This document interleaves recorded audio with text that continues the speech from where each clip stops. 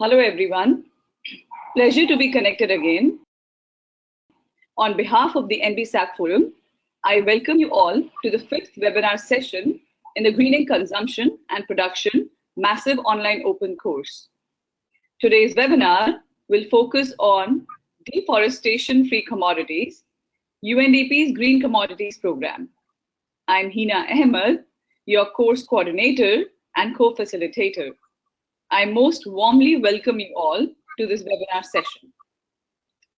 First, I would like to take this final webinar as an opportunity to thank you all in making this course a success through your active participation. We enjoyed learning from you and supporting you. We had thousands of posts contributed as assignments, discussions, and social media posts. We went through every single discussion post and assignment while creating the weekly course summary. It has been a great learning experience to hear about such diverse perspectives. We strongly encourage you to keep having conversations around sustainable consumption and production even after the course. If this course helps you influence policy decisions in your work or motivates you to train others through our learning materials, please do inform us. We would love to hear about it and further support you in the best possible way. Your efforts to push the SCP agenda through your experiences post this course will make our capacity building efforts count. We look forward to hearing from you. We are also excited to inform you once again that your certificate of completion for the MOOC will be signed by Magdi Martinez Solomon, UN Assistant Secretary General, United Nations Development Programme, and David Cooper, Deputy Executive Secretary, Convention on Biological Diversity. Certificates of completion will be made available within the course room. As mentioned earlier, you all have been provided a grace period of 2 weeks till 26 July to complete any pending tasks to receive your certificate. Your course facilitators will miss you. Thank you once again for all your hard work. We look forward to your participation in this final week. Keep following the NBSAP Forum for more such exciting courses in the future, and please do join us on social media. We go by @NBSAP Forum on Facebook and Twitter. Now coming to today's webinar. Today's webinar is hosted by Kifa Sasa. Kifa is the Sustainable Development Program Officer for the United Nations Development Program in Costa Rica. Since 2009, he has been working as a senior advisor for the Green Commodities Program, advising governments and supply chain stakeholders on how to improve the environmental and social performance of commodity supply chains. Additionally, Kifa has been managing projects related to biodiversity conservation, marine protected areas, environmental economics, sustainable production of agricultural commodities, and democratic dialogue for the UNDP Costa Rica Country Office. Kifa holds degrees from universities spanning England, the Netherlands, and Costa Rica. This webinar will focus on the opportunities and challenges in addressing the environmental and social externalities in the agricultural production sector while developing a national biodiversity strategy and action plan. This webinar will also discuss tools such as UNDP's Green Commodities Program and the Land Use Change Monitoring System on production landscapes linked to Tenancy. The webinar will help participants understand the link between planning actions to conserve biodiversity and national actions to reduce externalities, as well as the role of UNDP and government policy makers in this process. Welcome, Kifa, and thanks for accepting this invitation. We are thrilled to have you here today. Thank you very much. Great. As usual in our sessions, I would like to remind you all of certain rules and dynamics in the NBSAP Forum webinar session. Microphones will be muted during the presentation. This reduces interferences and facilitates the communication. We will have a 15 to 25 minutes presentation followed by questions and discussion. Please send us in advance your questions or raise your hand in the control panel of GoToWebinar. If you want to speak and the connection allows, we will open your microphones during the Q&A session. As many of our participants are not English native speakers, me included, I would like to remind our speaker the importance to talk slower. This fosters the comprehension among our practitioners around the world. Now I will transfer the webinar to Kifa. Please enjoy this session. Over to you, Kifa. Thank you very much, Hina. And hello to everyone. I will do my best to talk slowly because I'm usually a fast speaker. Although English is not my first language either, so I think we should all be on the same boat. So today I have a very ambitious presentation. I want to talk in a relatively short time about how the United Nations Development Programme and the unit that I work for, the Green Commodities Programme, can help countries take deforestation out of agricultural commodities, amongst other important elements. In order to do so, I will explain the why and the how UNDP, or the United Nations Development Programme, tries to change the way agricultural commodities are produced and traded. I will aim to explain one outcome of the United Nations Development Programme's work in Costa Rica, which we call the Land Use Change Monitoring System tied to tenure records, because hopefully this will help you all reflect about the importance of interinstitutional coordination, collective action, and also about the role the UN can play in these matters.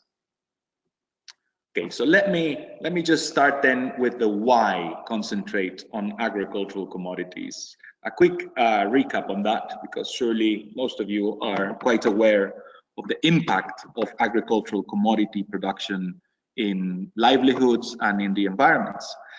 But just to remind ourselves, agricultural commodities, and I mean by that highly traded agricultural products like palm oil, like beef, like soy, or even like pineapples, which we will talk a lot about today. The reason why we need to concentrate on commodities is because in order to produce them, we're currently using about 30% of potable water in the world, over 40% of inhabitable land in the planet, and we're generating over 30% of greenhouse gases globally, in some places even more when you consider land use change. A couple of years ago, Nature published a meta-analysis, so the journal Nature published this meta-analysis of different evaluations, and it showed that 30% of extinctions in the planet, and now we're living in the sort of century with more extinctions that have been recorded ever, 30% of those extinctions are a direct consequence of the production of the 15 mostly traded commodities. Again, things that we all use, that you probably are wearing a cotton shirt now, you probably had some coffee with some sugar, and you had a piece of bread with some cheese, or depending where you're from. So we're all using and consuming those commodities, and those main commodities are responsible for 30% of extinctions. Therefore, we cannot really achieve the Sustainable Development Goals or the objectives set up in conventions like the Biological Diversity Convention or the Agenda 2030 unless we change the way in which we produce and trade commodities. So that's the reason why the United Nations Development Programme is centered on the issue of commodities as a very important element of addressing the 2030 agenda and other important environmental multilateral agreements goals. Now, let's think a little bit now on let me explain a little bit of how UNDP aims to change the way commodities are conventionally produced. So to put it simply, this is done by fostering collective action, by getting the right stakeholders to participate in the solutions. So, and I want to give this, to use an example, and I'm borrowing this slide, well, not the actual slide, but the diagram from WWF, from Jason Clay, because I think it's a very easy way to understand this idea of targeting the right stakeholders for the right level of change. If we think about who is a producer in the world and who is a consumer in the world, we can think that we can sort of add up all the numbers of agricultural producers, and it comes up to a number of around 1.5 billion producers around the world. So it would be quite difficult to try to reach out to 1.5 billion people and change the way in which they have been producing. Trying to organize workshops and training and trying to convince them to change would be a very difficult task. An even more difficult task, if you look at the diagram, would be to try to reach out to all of the consumers of the world, 7 billion people and counting, basically everyone on the planet. So if it's difficult to change the way in which producers are producing, it's even more difficult to change the way in which consumers want to consume, pretty much convincing everyone to change how they purchase. So that would be difficult. However, if you can see from the midpoint of the diagram, the tipping point of the two triangles, we can understand that within that realm of the world, there are 500 companies. All of household names that most of us will have heard about, like Unilever, like Walmart, like Cargill, or the big supermarket chains. Those 500 companies control 70% or over of the trade of the mostly traded commodities. You know those 15 commodities that I mentioned that are responsible for 30% of extinctions? Well, 500 companies control 70% of the trade. So we reflect on that. And if we manage to change the way in which these 500 companies are purchasing their commodities and they're selling those commodities, then it would be a quick win. It would be a way in which we can change at a faster pace, the way in which the commodities are produced, and therefore try to address those externalities, those negative impacts of production. So going back to the how UNDP is addressing, at an international level, we engage with those companies so that we aim for those companies to be more proactive with the changes that need to happen in the specific territories where these commodities are being produced. So at a national level, so that's what happens at an international level, what I've just explained, this engagement, this corporate engagement. At a national level, UNDP tries to change commodity production by working first in the countries that are most emblematic for specific commodities. So, for example, Indonesia is one of the most important palm oil producers in the world, so we work on palm oil in Indonesia. Paraguay is one of the largest beef exporters and soy exporters in the world, so in Paraguay, we work with beef and soy. And in Costa Rica, where I am from, Costa Rica is basically producing approximately 50% of the fresh pineapple that is consumed in the US and in Europe. So it's like Costa Rica is really the pineapple of the world. In Costa Rica, we work with pineapple. So that's one element. So we also sort of target the specific countries where these externalities are taking place. Also, at a national level, we foster collective action. Again, this in a simple terms, the way we try to address this is by doing collective action. So at a national level, we foster this, we facilitate collective action by aligning the work of institutional or the public sector and the private sector. And we aim to align their work to address the problems that are caused by commodity production, but at different levels. So on the slide that you're looking at, you can see photos of ministerial or high-level meetings where you have, the UN, ministers of agriculture and environment, ambassadors of the most important commodity trading partners of Costa Rica. And also you have meetings at technical level. On this example, this is a particular meeting of 3 ministries, the technicians of 3 ministries discussing about agrochemical use in pineapple production. So what we do in commodity producing countries is basically we establish what we call national platforms, which are basically, what I mean by a national platform is a process of dialogue entailing high-level meetings like the ones that we see here and technical level meetings by varied stakeholders, also including the communities that are affected by the commodity sectors and the externalities or benefiting from the commodity production. So in national platforms, stakeholders discuss and meet in order to set up the national commodity action plans, national action plans. So these national action plans become the roadmap of a country producing commodities, the roadmap of how to change the way in which commodity production is done. Basically, national action plans become the national response a country has to the question of, is the commodity from that particular country sustainable or not sustainable?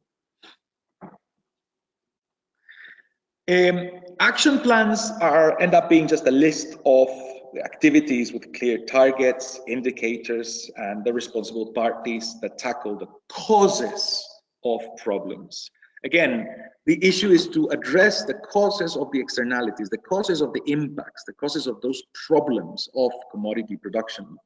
And that's why we are not only centered, when we establish a national action plan within a commodity platform, we're not only centered on issues like the best practice in the farm. So we're not only discussing things like the specific activities that are done by farmers, but we are also addressing the structural problems and the actions that go into the realm of the state and not only in the realm of farmers.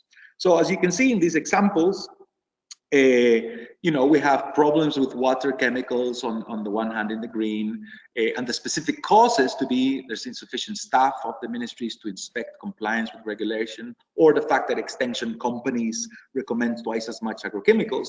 So those are the causes. That creates a specific theme of agrochemical regulations, and we establish working groups combining private sector, public sector, high level, technical level, community level people discussing the specific solutions to those specific causes. So just to go to another example, and this is in red. In Costa Rica, the environmentalists here basically were claiming for a long time that pineapple production was generating deforestation. When they analyzed the causes, when we did the root cause analysis, one of the issues was the stemma, was the fact that the state didn't really know how much pineapple was being produced, what was the land mass of pineapple in the country, or how much forest or forest cover was being lost and replaced because of that production. So one solution to the problem is what I want to explain in the rest of this presentation as a very specific example. In the Pineapple Action Plan, basically that we developed in Costa Rica, we came up with, as I'm just going to explain one of the actions, but there's 46 actions because there's many externalities related to the production of pineapple. So I will explain one of these, which I believe is replicable in other countries. So I think it's useful for this course. And one which is very important because it allows us to take commodities to the place where we have deforestation-free commodities. Okay, so in the specific action that was suggested in the action plan to address the causes of the problems of deforestation, we basically came up with the idea of establishing a land use change monitoring system within commodity production landscapes, which was tied to tenure, to land tenancy, to the property records of farms. So that the public sector, for example, could know who to prosecute when there was any deforestation identified within a farm. And also for the private sector could know who to buy from or who not to buy from in case there was any deforestation identified in the production of pineapple, but after that, other commodities. What the United Nations Development Program did in Costa Rica was just to facilitate the collective action of 3 entities that had they were the adequate stakeholders because they had the right mandate and the right skills to generate an innovative solution. So first, we identified an entity that could provide independent teledetection services. So what I mean with that is that experts that can identify by looking at satellite imagery where there is forest gain, where there is forest loss, forest covered gain or forest cover loss, and also the experts who could look at satellite imagery and sort of develop land cover maps of specific commodities. In Costa Rica, we identified this could be done by a lab that here called PRIAS, that is owned by state universities, and they produce these maps of commodity land cover or gain and loss, and they're independent. They're not, a minister cannot stop them from publishing a map, which is very important. The second entity we identified is a government entity that is responsible for managing all the property records, the land tenure records. Here in Costa Rica is the National Registry, and I'm sure in the countries of where you're from, you probably have similar entities. The third entity that we identified is the one that manages a public website or a web visor, where any user can access it and they can relate different layers of official maps. So including the maps created by PRIAS and the maps created by the National Registry that have the property records. In Costa Rica, this is done by the Geographic Institute. And probably the Geographic Institutes, the national geographic institutions of any country can sort of have or are aiming to develop this kind of website. So basically, the tool looks like this, and I'm going to run you through this, how it looks. You go into this website that is owned by the National Geographic Institute, and then once you go in there, you identify, if you can read Spanish, well, I can show you point to the specific production landscape sort of little box there, which basically takes you to a map of the national territory. And in that map of the national territory, you can identify pineapple in different years. What this map, which you're seeing in the screen, is showing in black is all the areas of pineapple where we have pineapple in Costa Rica in the year 2015.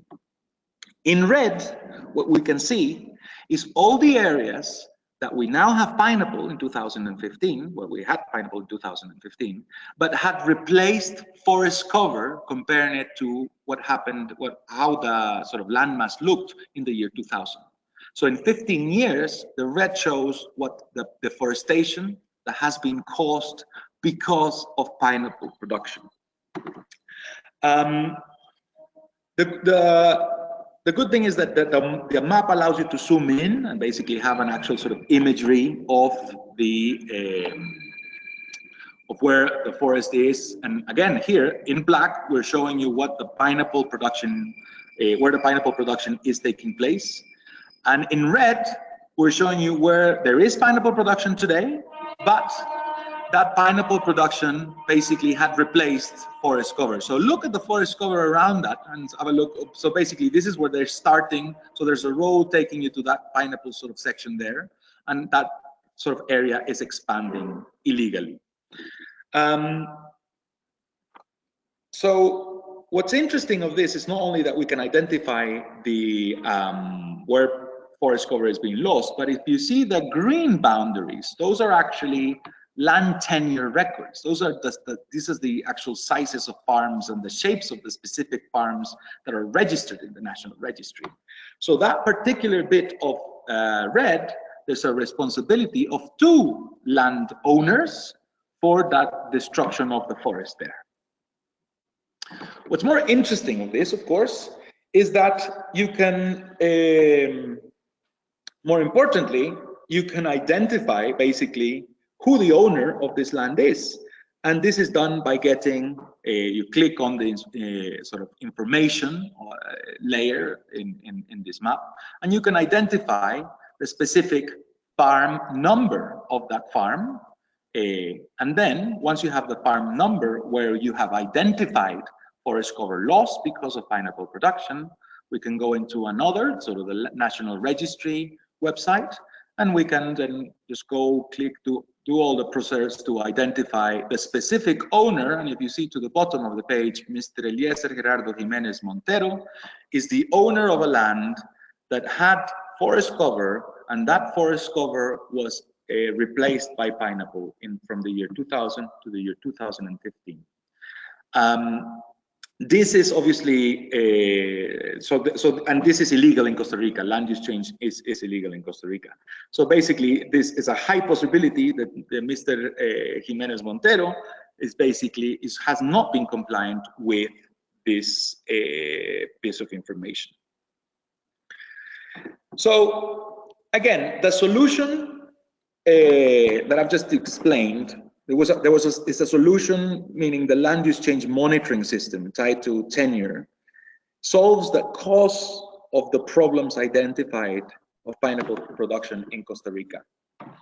It was developed and it is maintained through interinstitutional and multi-sectoral collective action, which is facilitated by UNDP, and UNDP is able to do this because of the existing of a national platform, and because this action, this land use change monitoring, was suggested as part of the National Action Plan of Costa Rica to make pineapple sustainable.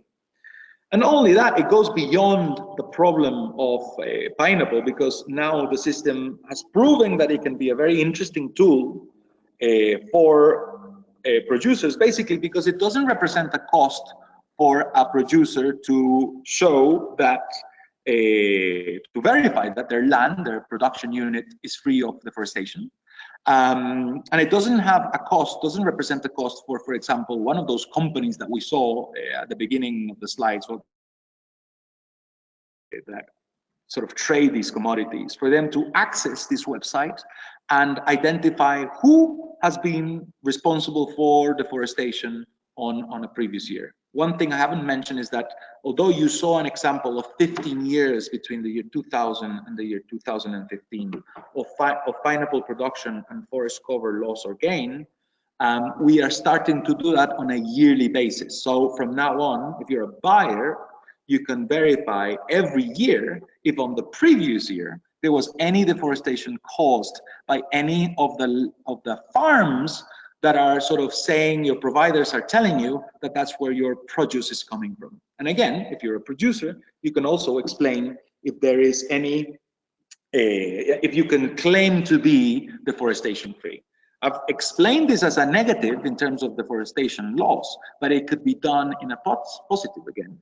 If when this is done, you can show that you have increased forest cover, and then you can differentiate yourself from other buyers, from other sellers of a commodity by saying, look, I'm producing, but I am increasing biodiversity, I'm increasing forest cover, I am compliant with regulations, and I'm pursuing sustainable development goal targets.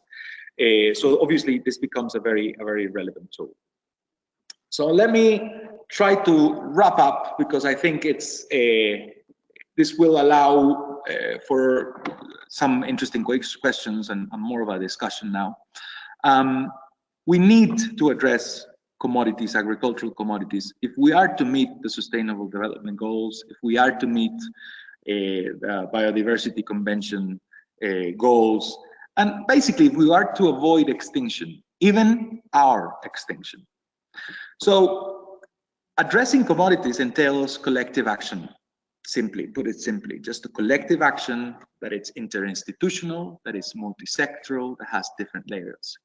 And this means corporate engagement at an international level with those companies that can make a change because they trade so much of the percentage of commodities in the world. And working in the right countries, in the countries where we are looking, where we are facing the impacts, the negative impacts of commodity production. And also in those countries by engaging the right stakeholders, not only private sector, but also public sector, not only ministers, but also technical people and communities, and getting all of them to work together to address the causes of externalities, not just the externality, not the manifestation of the problem, but analyzing the causes and addressing and coming up with solutions to the causes of those problems. This is a process that can be facilitated through national commodity platforms. And these national commodity platforms establish the national action plans, those national responses to commodity to the question of, is the commodity production of a particular country sustainable or not?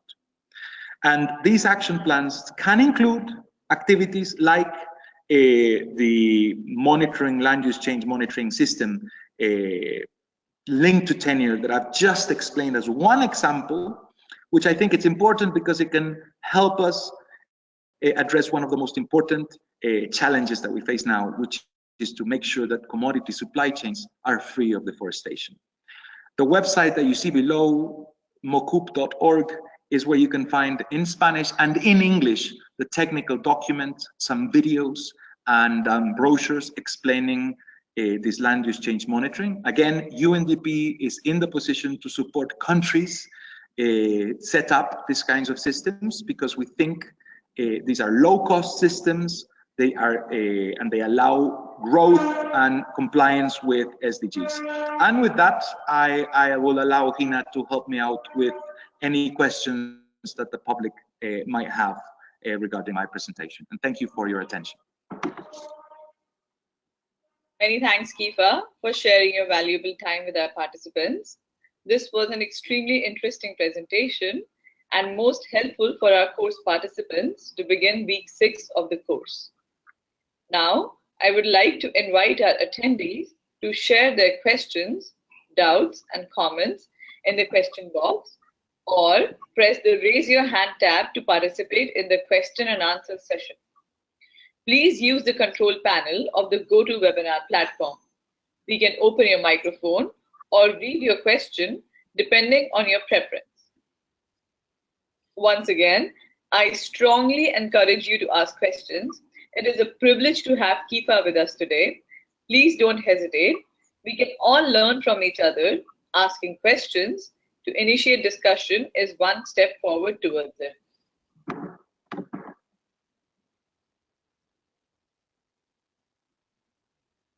We have one hand raised by Huberto Likian. Huberto, I'm going to unmute you. Please go ahead and ask your question. Huberto? Huberto, can you hear me?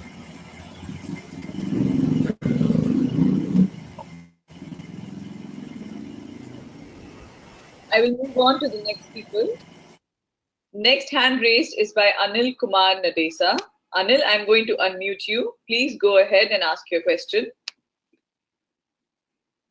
Thank you, Hina. So this presentation by Kifa was very interesting.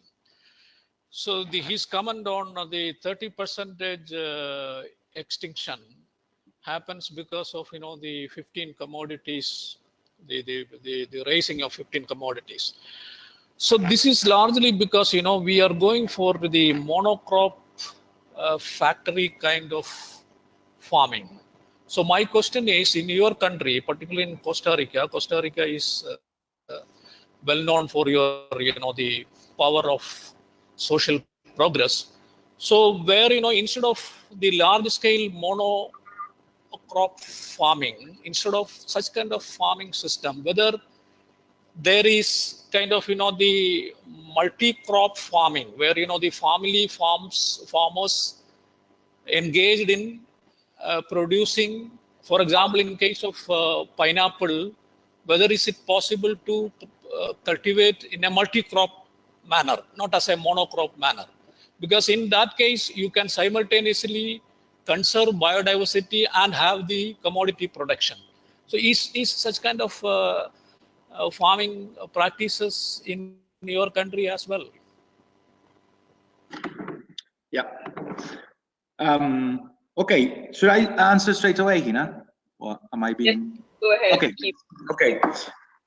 Yeah, absolutely. And I think that's a very, very good point. Thanks for raising that. Yeah, monocrop, I think it's a challenge that we're all facing. And Costa Rica is no different in that regard. It's certainly what has been the tendency for a long time. We're very good at selling ourselves as being very environmentally friendly and socially progressive. However, we still, as you have seen, how much of the Costa Rican landscape is already covered in pineapple, which is pretty much, I would say, 99.9% of all the pineapple produced in Costa Rica is done on a monocrop fashion. The reason being is because it's a crop that is an expensive crop to produce. So this is really big companies with a lot of capital that are able to invest the approximately cost of $12,000 per hectare of cost to produce a pineapple. Again, you have a revenue of $20,000. You still have, you still have an income of $20,000. So you have basically a gain of $8,000 per hectare, which is something no other crop, no other legal crop can compete with, of course. So the question is, do we have monocrop? Yes, we are aiming to have monocrop systems. Pineapples are grown in some farms that have an agroforestry scheme in combination with other crops, with wood production, with livestock production. But certainly we haven't got to the point where this where the value of the pineapple, the volume of the pineapple production in this kind of agroforestry schemes is as profitable as the ones that we find in monocrops. So unfortunately, we still are facing an economic sort of difficulty in trying to achieve that. But that's why it's important to keep pressuring and sort of aiming to work and engaging the companies that hold 70% of the trade, because there are silly things happening in pineapple, for instance. Like, we have a big problem, and I've talked today mostly of externalities related with deforestation. The biggest problem, really, for me, it's the issue with agrochemical use and pineapple production, where you have a lot of water sources that are contaminated because of pineapple production and the overuse of agrochemicals. And the silly thing about this is that around 60% of the agrochemicals used, or between 40 and 60% of the agrochemicals used, are basically to preserve the crown of the pineapple.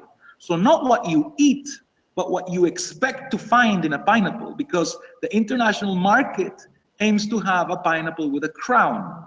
So because they're expecting to have the pineapple with a crown, they're using even more agrochemicals. So even small changes in consumption patterns, even convincing companies, hey, listen, you need to face up to the fact that you cannot just sell the pineapple with the crown. You need to just sell the pineapple like a little round ball, and that's it. Just convincing them to do that would change significantly the impacts that we have in the ground. So I think I went on in a tangent, but more or less, I hope I answered your question. Yeah, thank you very much. Thank you, Kipa. That was a really interesting observation. The next hand raised is by Elena Danilova Cross. Elena, I'm going to unmute you now. Please go ahead and ask your question. Elena, can you hear us? Yes, can you hear me? Yes, we can. Please go ahead and ask your question. Okay, first of all, many thanks for your insightful presentation. I work for UNDP regional office in Istanbul, and we cover the region of Europe and CIS. The specificity of this region, to a large extent, especially in Central Asia, in former Soviet Union countries, in Caucasus, the economy is highly centralized. It means that the export of the products and trade is nearly monopolized by the government, or the joint ventures with transnational companies have 51% share of the government. So what would be the advice? Should we still approach the multinational corporations in negotiating the responsible production and consumption, or we better still build our dialogue with the governments who are more influential in this case, I believe? I'd say thank you for that, Anna, and that's an interesting point. Different countries will have a different approach. I'd say both. You need to address both, because they are not only selling to themselves. I mean, with some commodities, we're talking about domestic production and consumption. Yeah, if the buyer is the state and the producer is the state, it's still feasible to carry out democratic dialogue process to make sure that the interest of the buyer align with, not necessarily with the producer, but align with sustainability, which is the common interest by all. But I would say, just talking generally of Asian, sort of Central Asian states and so on, or former Soviet Union states, I mean, I would say you still need to address both, because there is still going to be some or a significant percentage of trade happening with commodity sectors. So I would make sure that happens. But again, even if it's just a domestic sort of dialogue in between institutions, still to have a national platform is something that is very, very useful, because it's not, if you are acting as a buyer, sometimes your interests are not necessarily the same as if you are acting as a producer, even if it's the same state. So the entity responsible of buying will be interested in, I mean, competitivity nowadays is not only about price and not only about productivity, it's also about reducing reputational risk. And that applies to private companies, but also public sector companies. And I think in that regard, it's important to have these dialogues and to have this engagement so that the purchasing power, and I not only mean the money, but just like the policies or the standards that they establish, are something that we can influence by showing them what's happening in other countries, by showing, by making the case about how competitivity as a concept is shifting. So I would say, just bottom line, I would say, yeah, we still need to address both. Thank you, Kifa. The next question is by Mirja Newman. I'm going to read it out. How do you simplify the experience for big companies that want to green their supply chains? Right now, it seems the process of finding sustainable farms altogether, concerning deforestation, chemicals, maybe social issues, seems complicated. Are certifications the solution? Kifa, over to you. Would you like me to repeat it once? No, it's okay. No, I don't think certification is the solution, and that's why we establish national platforms. The way to simplify things is to participate and to engage companies. And that's why when we establish national commodity platforms, and you want to engage companies, you want to make sure that those buyers are sitting in the table of what's happening in a discussion that is, for a long time, has been only domestic. I mean, this making sure that the commodities are more sustainable, it's not a new sort of idea. What might be a new idea is that we need to establish platforms that also have a seat in the table for those international buyers. So the way to simplify them is to engage them and for them to understand that, no, it's not only about certification, because as I said before, certification, I mean, national platforms are addressing things that are happening within farms, so like best practices, which is what certifications mostly are about. But national platforms are also addressing the structural problems. So for example, a certification will never deal with the fact that a government does not have enough people to inspect if people are compliant with environmental or agricultural legislation. That will never be included in a certification scheme. A national platform and an engagement in a national action plan would allow companies maybe to chip in, not necessarily by money, but chip in with technical resources, the technical teams that they have in place in the countries to make sure that the quality and the standards are achieved. They can help support government by training their staff or by getting aligned in different ways and forms. For example, it was the private sector, the people in Cadbury's supported the development of an extension curricula for the Ghanaian government. So that's one example that we've seen in the Green Commodities program of how companies can get engaged in things that go beyond the best practice in the farm by addressing governmental counterparts. Thank you, Kifa. That was very helpful and an interesting insight once again. The next hand raised is by Roy Trivedi. Roy, I'm going to unmute you now. Please go ahead and ask your question. Roy, can you hear us? Hello, Kifa. My question is, what alternatives did you consider before you came up with the idea of national platforms? What other types of methods are being used elsewhere, please? Thank you. Yes, I think this is a follow. I mean, I'm going to follow up from the previous answer I gave. When we set up the Green Commodities program, we're basically, so this is the year 2009, and we're basically starting to see the end of, not the end, but basically sort of the demise of an overemphasis on certification schemes. Certification schemes, they've been running, I mean, organic certification schemes have been running for the past 40, 50 years, well, 40 years really, and they've managed to impact 0.007% of the trade of the bulk of commodities. So one of the reasons why we're centering on national platforms and the structural issues, so combining what happens in farms, what certifications normally address, but also what happens with government interaction with society, the conflicts, the structural problems, the challenges faced by different ministries, because we want to make sure that we impact the bulk of trade. Niche markets, which was the emphasis in the 1990s, you know, we established certification and we managed to make 1% of the coffee that is produced in the country a very specialized shade-grown coffee, but the rest of the landscape is really generating externalities. That is not going to solve the problems. So in terms of the alternatives, we looked at the impact of certification. I'm not saying certification is bad in itself. I'm just saying it's insufficient to address the structural challenges. And also the other things that we looked at is the fact that this cannot be I mean, you cannot put the burden of making sure the commodities are sustainable only on producers. It cannot just be only the private sector who's responsible. Because if the state is inefficient, that needs to be addressed.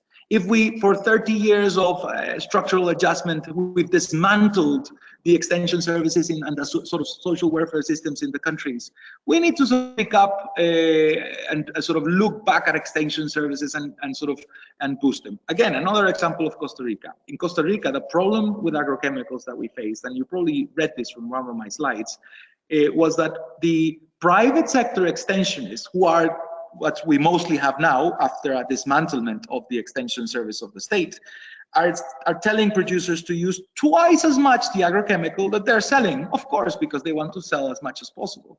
And that's what's generating a lot of impact in land, in agrochemical sites. So the alternatives that we looked at are certification, the fact that there was an overemphasis on private sector changes and best practices, but we need to make sure that we address institutions, and also the fact that institutions were not working together. You find in many countries a non-alignment between the policies of the Ministry of Agriculture and the Ministry of Environment and a Ministry of Health and a Ministry of Labor. That's why you need platforms to make sure those four ministries or those four mandates are working together in the same direction. Thank you, Kifa. The next question is by Shaima Zaglul. Apologies if I'm pronouncing your name incorrectly. The question is, are you aware of the countries involved in UNDP's green commodities in Africa and the list of those commodities? Ghana, cocoa, Cote d'Ivoire, cocoa, Ethiopia, we were going to work on coffee. I need to check on the state of that because there were some problems there. I think we're picking up again. Those are the countries where we're working on now. Liberia, again, sorry, Liberia, a very important country for the Green Commodities Program now. From the top of my head, those are the ones that we've been more active in. And those are the commodities. So mostly in Liberia, we're dealing with palm oil, and in the other countries, cocoa and coffee. Thank you so much, Kifa. The next question is by Elnaz Kievani. Which tool for protecting biodiversity in a developing country is recommended? Do you recommend estimating ecosystem degradation costs as a benchmark for biodiversity conservation? Do I recommend? Yeah, absolutely. I mean, we need to make sure that not only that we identify ecosystem, sort of the value of ecosystems and the value of the loss of ecosystems, very important. But I think, and this is something that I excluded from this presentation, but I had thought about included at some point, that it's very important to be addressed, which is a comparison between ecosystem valuation, a comparison of scenarios. So I think it's not, now we need to move away from just trying to value how much a forest is worth in terms of their services. Now we need to make sure the policymakers, so if you give that information to a policymaker, he's going to say, yeah, fine, but I generate, my country gets $1 billion every year from pineapple production. So if I say, well, this piece of forest is worth $10 billion every year, they're going to say, yeah, whatever. But if you compare the two things together, if you compare a scenario where you produce sustainably pineapple and a scenario where you continue to produce conventionally pineapple, and on the one hand, you value the ecosystem sort of benefits of the sustainable mode of production, versus on the other scenario where you value the externalities, the cost of the externalities, and then you compare the two, then you can make an economic argument as to why we need to go through the sustainable environmental path. Because maybe the business as usual method can give you more income this year, today, but if as time continues, and as you incorporate the cost of externalities in society because of conflict, because of diseases, because of loss of crops, and so on and so forth, you will end up having realizing that it's more cost effective to go through sustainable scenarios. So yes, economic valuation of ecosystem is important, but let's make sure that we start using targeted scenario analysis, so this comparison of two scenarios as part of the system. And you can find that, and if you look it up, targeted scenario analysis, you can Google it. It's a document in English by UNDP as well, that sort of shows how to pursue this method. And I think it's very effective for what you're talking about. Thank you so much, Kifa. The next question is by Tion Kaonga. How can UNDP support an SME that wants to implement this in a country where the government may be slow to adopt this agenda? I am one of the keen entrepreneurs. Tion, if it's okay, should I unmute you? Would you like to ask this question yourself?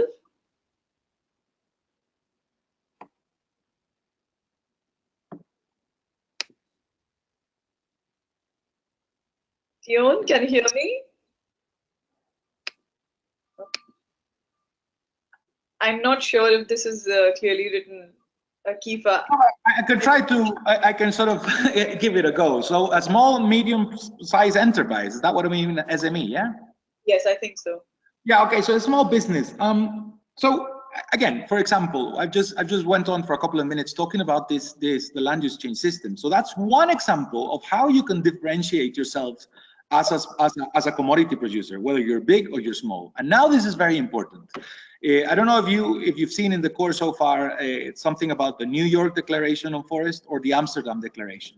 Basically, again, let's go back to those 500 influential companies that are controlling the 70% of the trade. So the ones that are US-based signed the New York Declaration. The ones that are European-based signed the Amsterdam Declaration. And those declarations are basically saying, by the year 2020, half of the deforestation will be eliminated from commodity supply chains.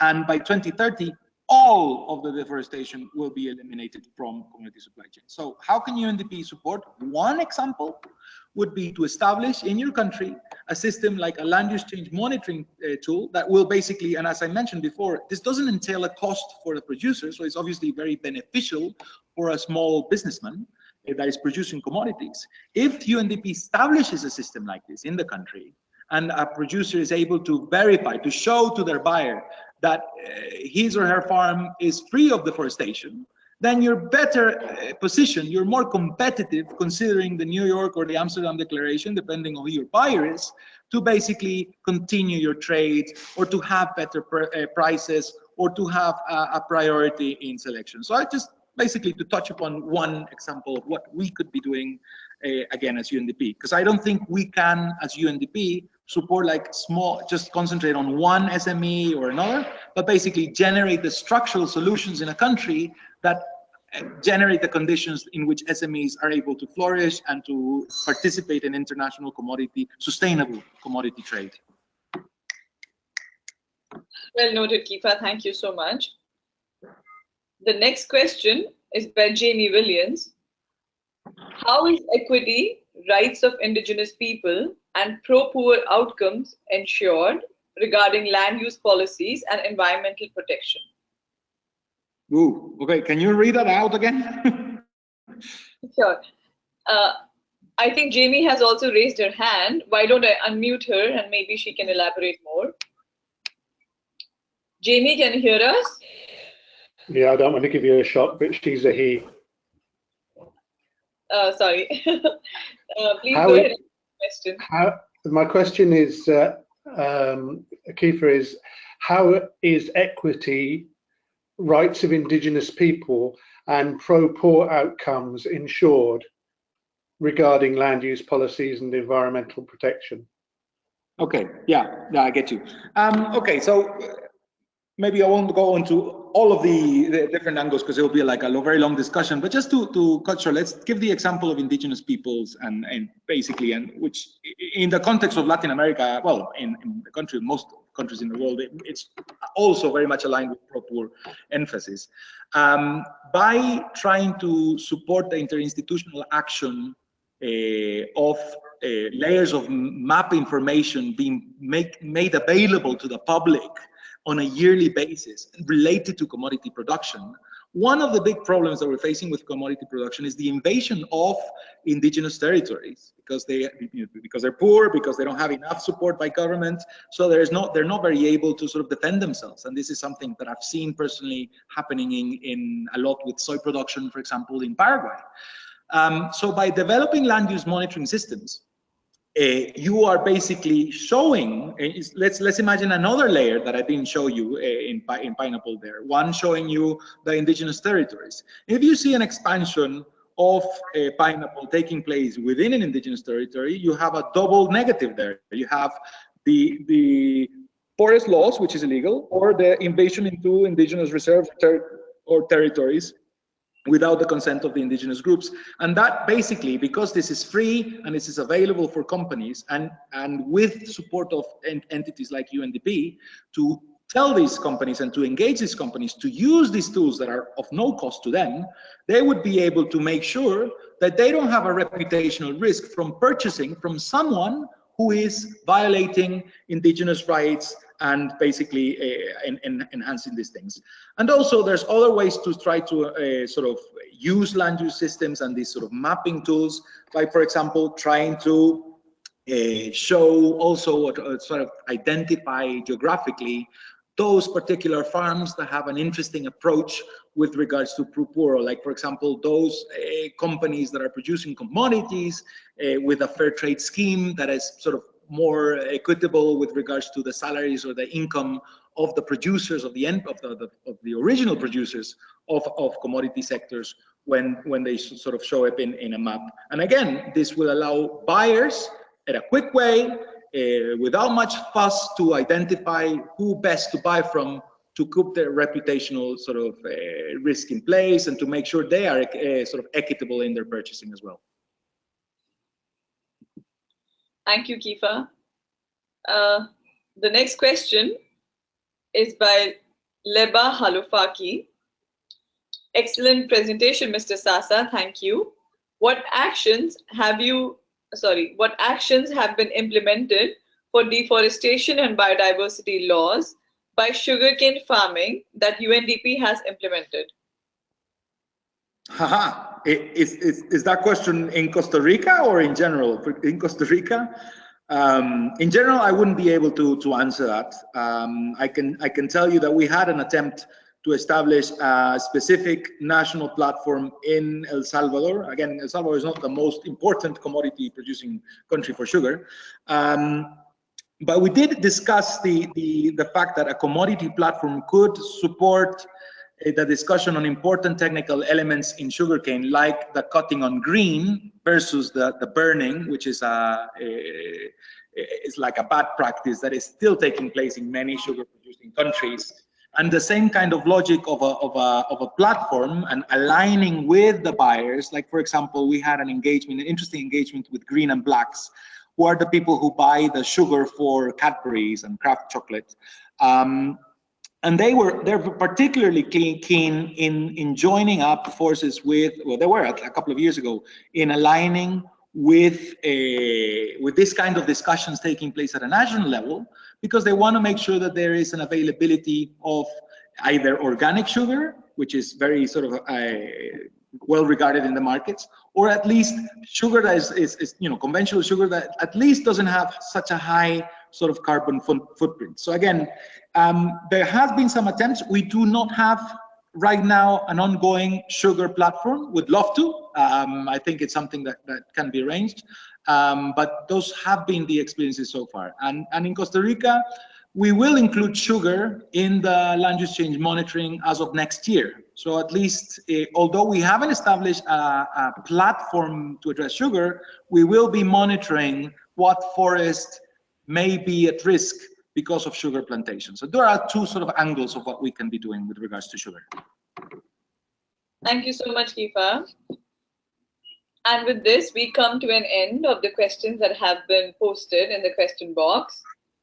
Are there any more questions from our participants? I see we have addressed almost all of them. Okay then. Many thanks again, Kifa, for your time, and thank you all for your participation in our final webinar of the MOOC series. I invite you now, Kifa, to please share with us your final remarks on the topic or share any recommendations for our audience today. Over to you, Kifa. Thank you very much. No, I really appreciate the time and the attention, the excellent questions and points have actually made me think a lot of things that we still need to do. My main recommendation is again, let's keep thinking of the commodity sector as the big challenge, the big thing, like the epicenter of a lot of the SDGs, because we will be addressing poverty issues, indigenous rights, sustainable forests, sustainable livelihoods, sustainable consumption and trade. So many of the SDGs can be addressed just by looking at things that are easy to explain. You can explain a supply chain of beef, supply chain of pineapple, supply chain of sugar, and people know these things: sugar, beef, pineapple. It's something easy to relate. Sometimes sustainability, because we're so involved in concepts that are very abstract, or terminologies that don't really end up sort of saying much to some people, can become threatening to some people. So for example, things like RED may be sort of difficult to digest, or SDGs may be difficult to digest to ordinary people or even to government officials. So the issue of having people sit down to talk about how to make sure the performance, environmental and social performance of a particular commodity, of a specific crop, or sort of beef product or so on, it's something that is tangible. So I do recommend you to get engaged either with UNDP in your own sort of countries, or with other UN agencies, to try to address this collectively and to foster collective action to make commodities more sustainable. And with that, over to you, and thank you very much for the attention. Thank you so much, Kifa. Now to our participants, we will post the webinar recording on our NBSAP Forum YouTube channel. The webinar recording link, along with a copy of the presentation, will also be posted on the Conservation Training course room, sent via email to all MOOC registrants, and posted on the NBSAP Forum homepage. Please don't forget to visit the NBSAP Forum homepage for the weekly course summary posted by the course facilitators in each language. Please don't hesitate to contact me for any questions or support. The NBSAP Forum is a global partnership to support the development and implementation of effective national biodiversity strategies and action plans. It is hosted by the Secretariat of the Convention on Biological Diversity, the United Nations Development Programme, and the UN Environment. Don't forget to follow the Sustainable Production and Consumption NBSAP theme. Once again, at the end of, since this is the end of the course, We strongly encourage you to keep having conversations around sustainable consumption and production even after the course ends. If this course helps you influence policy decisions in your work or motivates you to train others through our learning materials, please do inform us. We would love to hear about it and further support you in the best way possible to make this a possibility and a success. Your efforts to push the SCP agenda through your experiences post this course will make our capacity building efforts count. We look forward to hearing from you. We are going to miss you, and thank you so much for your attention and participation. Over to you, Diego.